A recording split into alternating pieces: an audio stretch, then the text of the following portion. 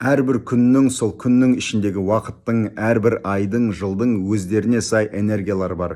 Қазіргі таяп қалған 2026 жылдың энергияларын екі сөзбен шындық және қарым-қатынас деп айтар едім. Бұны мен астрология, сюцай, нумерология немесе басқа да ғылымдардың ақпаратынан алып отырған жоқпын. Бұны мен нәзік әлем, яғни тонкий мир деп аталатын әлемнен алған ақпаратымды сіздермен бөлісіп отырмын. Шындық және қарым-қатынас ең алдымен өз-өзіңмен шынайы болу. Мысалы, мүмкін сен қазақи немесе діни догмалардың қармауында жүрген шығарсың. Бостандыққа шыққың келеді.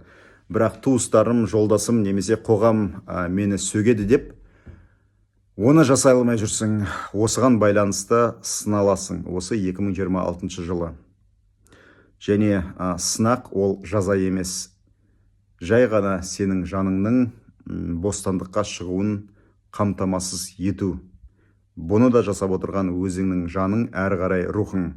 Екіншіден қарым-қатынас.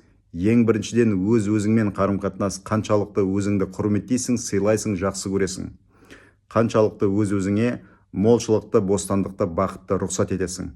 Осыған байланысты бір сынақтар. Екінші мәселе, өзіңнің қасыңдағы жарыңмен, немесе жігітің, немесе қызыңмен шынайы болу.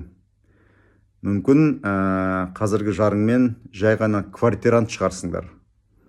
Махаббат жоқ, жалпы бір шаңырақтың астында тұрып жатырған пәтерлес адамдар сияқты, я? Міндетті түрде сынақ болады. Және сынақ көбіне мына материалдық жағдай арқылы келеді. Кәсіп немесе жұмыс оңға баспайды, ұрыс керіс деген мәселелер. Бұл да қайталап айтам, ешқандай жаза емес, керісінше сол жаныңды босатып, бақытқа қарай итермелеу әдісі.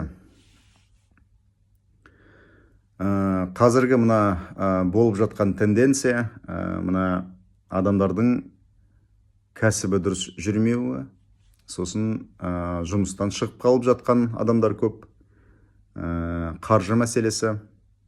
Енді мына көбіңіз естіп жатқан шығарсыздар, мына жалпы әлемдік финанс жүйесі өзгереді. Бұл да осыған байланысты. Қазір энергиялар өзгеріп жатыр.